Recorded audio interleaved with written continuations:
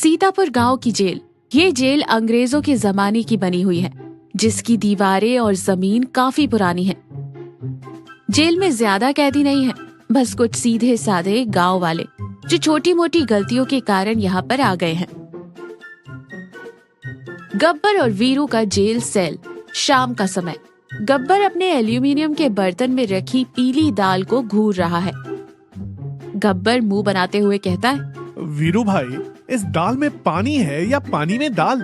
इसका रिसर्च तो अब सीधा इसरो वाले ही कर सकते हैं। वीरू सूखी रोटी चबाते हुए कहता है, चुपचाप खा ले गब्बर, जेल है, यहाँ कोई तुझे शाही पनीर नहीं परोसेगा। वैसे भी तेरे हाथ का खाना याद करके मेरे पेट में चूहे कबड्डी खेल रहे हैं। अरे यार, मैं कुक हूँ, मेरे हाथों में मसालों की सरस्वती बसती है और यहाँ मैं उबला हुआ पीला पानी पी रहा हूँ। गुस्से में प्लेट जमीन पर पटकता है। प्लेट जमीन के एक पत्थर पर गिरती है और एक खोखली आवाज आती है। वीरू चौंक कर कहता है, अरे ये कैसी आवाज थी? जैसे नीचे कोई खाली कुआं हो। गब्बर कान जमीन पर लगाकर आंखें बड़ी करते हुए कहता है, वीरू, ये अंग्रेजों के जमाने की जेल है। मैंने सुना था इन कोठरियों के नीचे पुराने स्टोर रूम हुआ करते थे। अगर हम ये 2 पत्थर हटा दें तो नीचे एक पूरा कमरा मिल सकता है। वीरू डरते हुए कहता है, कमरे का क्या करेंगे? अगर वहाँ कोई कंकाल हुआ तो? गब्बर की आंखों में चमक आ जाती है। कंकाल नहीं मेरे भाई, किचन, हमारा अपना सीक्रेट अंडरग्राउंड किचन, जहाँ गब्बर बावर्ची बनाएगा गर्मा गर्म चिकन बिरयानी। गब्बर और वीरू ने चम्मच और टूटे हुए मग्गे से रात भर खुदाई करके जमीन के 2 पत्थर हटा दिए हैं, लेकिन अंदर बहुत सारी मिट्टी जमा हो गई है। वीरू पसीना पोंछते हुए, गब्बर, नीचे कमरा तो मिल गया, पर इस मिट्टी को कहाँ छुपाएं? पिंटू ने देख लिया तो हमें इसी गड्ढे में गाड़ देगा। अपनी जेबें और शर्ट के अंदर भर ले, सुबह वॉकिंग के टाइम ग्राउंड में छोड़ देंगे। सुबह का समय। गब्बर और वीरू दोनों अपनी जेबों में मिट्टी भरकर बहुत भारी कदमों से पैरों को चौड़ा करके चल रहे हैं। पिंटू शक की निगाह से देखते हुए, ओए, तुम दोनों पेंगुइन की तरह क्यों चल रहे हो बे? क्या छुपाया है अंदर? वीरू के तो जैसे प्राण ही सूख गए थे। उसकी पैंट की जेब से थोड़ी सी मिट्टी नीचे गिर जाती है। गब्बर तुरंत वीरू के पैर पर लात मारकर उसे कवर करता है। वो नसों में खिंचाव आ गया है सर। कल वो पानी वाली दाल खाकर वीरू को लूज मोशन लग गए हैं, इसलिए ऐसे चल रहा है। पिंटू नाक बंद करके घिनौना सा मुंह बनाता है। छी छी मनहूसों, जाओ यहाँ से, मेरी आंखों के सामने मत आना। दोनों जान बची तो लाखों पाए सोचकर ग्राउंड में जाते हैं और मिट्टी झाड़ियों में फेंक देते हैं। तीसरा दिन। सेल की खिड़की के पास भैरवी बाहर झाड़ू लगा रही है। गब्बर फुसफुसाते हुए कहता है, भैरवी जी, ओ भैरवी जी। भैरवी इधर उधर देखकर कहती है, क्या है गब्बर, क्यों सुबह सुबह जान जोखिम में डाल रहा है? एक सीक्रेट किचन रेडी किया है। थोड़ा कच्चा चावल, खड़े मसाले और हो सके तो थोड़ा चिकन का इंतजाम हो सकता है क्या? भैरवी मुस्कुराते हुए कहती है, चिकन? वाह, पर मेरा क्या फायदा? पहली प्लेट तुम्हारी। दीवार के रोशनदान से रस्सी बांधकर नीचे लटका दूंगा। डन, आज रात से सामान आ जाएगा। हवलदार पिंटू बाहर स्टूल पर सो रहा है। अंदर गब्बर और वीरू एक रस्सी खींच रहे हैं। भैरवी बाहर से एक एक करके छोटे पैकेट बांध रही है। आखिर में उसने चिकन का पैकेट बांधा। वीरू रस्सी खींचते हुए कहता है, भाई, चिकन का पैकेट आ रहा है, ध्यान से खींच। चिकन का पैकेट रोशनदान तक आ जाता है। तभी अचानक कहीं से एक बड़ी काली बिल्ली आती है और खिड़की पर बैठकर उस पैकेट को मुंह से दबा लेती है। वीरू घबराकर फुसफुसाते हुए कहता है, अरे काली बिल्ली, ये तो अपशकुन है गब्बर। गब्बर दांत पीसते हुए रस्सी अपनी तरफ खींचता है। अब शकुन गया भाड़ में, पहले मेरा चिकन छोड़ बे मनहूस बिल्ली, मेरे बिरयानी के पीस है वो। बिल्ली और गब्बर के बीच रस्सी खींचने का मुकाबला चलता है। बिल्ली जोर से म्याऊं म्याऊं करती है। बाहर सो रहा पिंटू चौंक कर उठ जाता है। पिंटू बंदूक तान कर कहता है, कौन है बे? कौन चिल्ला रहा है? पिंटू चलते हुए गब्बर के सेल की तरफ आ रहा है। कदमों की आवाज करीब आ रही है।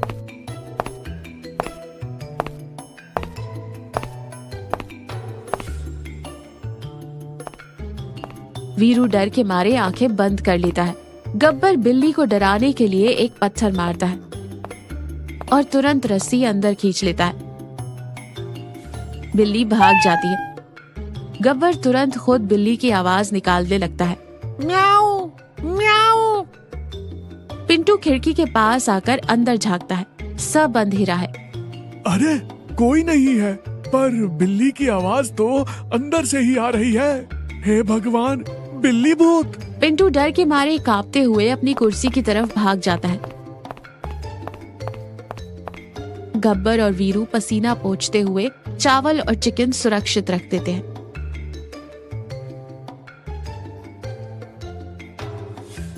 गब्बर ने ईंटों का एक छोटा सा चूल्हा बना लिया है। लकड़ी के लिए उन्होंने अपनी पुरानी खाट की कुछ लकड़ियां तोड़ ली हैं। बिरयानी पक रही है, लेकिन लकड़ियां थोड़ी गीली होने की वजह से बहुत ज्यादा धुआं उड़ रहा है और धुआं नीचे से ऊपर सेल में और वहां से खिड़की के जरिए बाहर जा रहा है।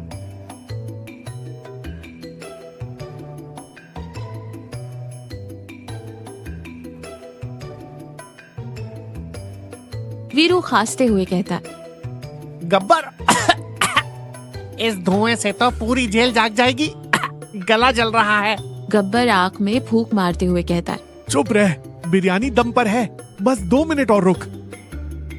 बाहर धुएं को देखकर पिंटू भागता हुआ सेल के पास आता है।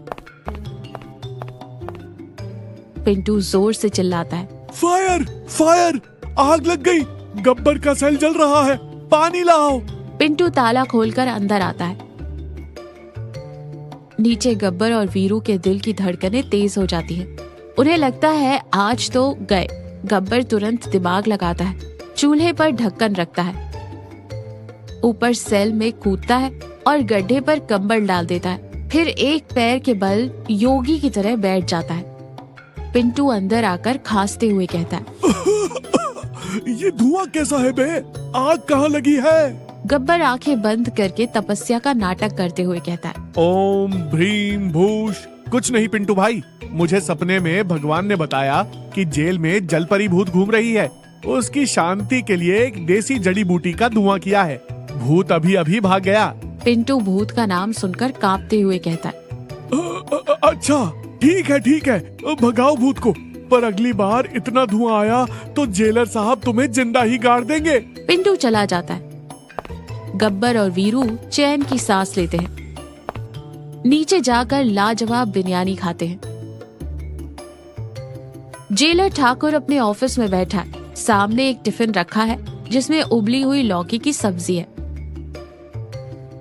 जेलर ठाकुर खुद से कहते हैं, हे भगवान, ये लौकी खाकर मेरा दिमाग भी लौकी जैसा हो गया है। तभी हवा का एक झोंका आता है। ठाकुर जोर से नाक खींचता है, चौंक कर खड़ा हो जाता है। रुक, ये क्या है? आंखें बंद करता है।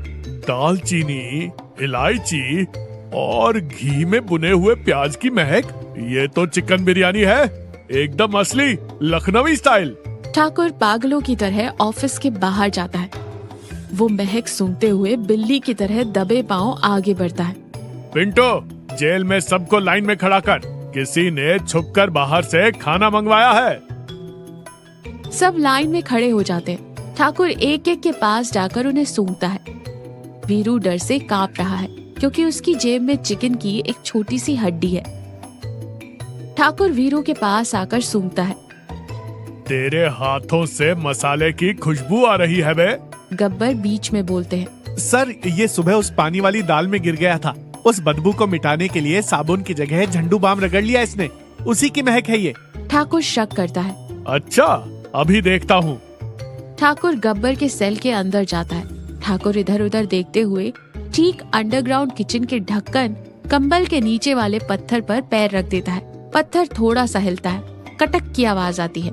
सस्पेंस एक्सट्रीम पर पहुंच जाता है। गब्बर, वीरू और भैरवी सांस रोककर देख रहे हैं। उन्हें लगता है कि आज तो खेल खत्म। ठाकुर धीरे से कंबल हटाता है। नीचे जाने वाली अंधेरी सीढ़ियां दिखाई देती हैं। उन सीढ़ियों से बिरयानी की महक आ रही है। ठाकुर जोर से चिल्लाते हुए बंदूक तान कर कहता है, तो ये चल रहा है मेरी जेल में अंडरग्राउंड बिरयानी पार्टी। तुम सबको मैं आज टेररिस्ट के केस में फंसाकर उम्र कैद दिलवाऊंगा। तीनों डर के मारे कांपने लगते हैं। वीरू तो रोने लगता है। गब्बर हाथ जोड़कर कहता है, सर माफ कर दो, जेल की दाल खाकर जी नहीं पा रहे थे, इसलिए एक छोटा सा किचन बना लिया। जान की भीख दे दो सर। ठाकुर गुस्से में बिरयानी के पतीले की तरफ बढ़ता है। वो उसे लात मारने के लिए पैर उठाता है। तभी पतीले से उठता हुआ धुआं और मसालों की वो बेहतरीन खुशबू उसके चेहरे पर पड़ती है।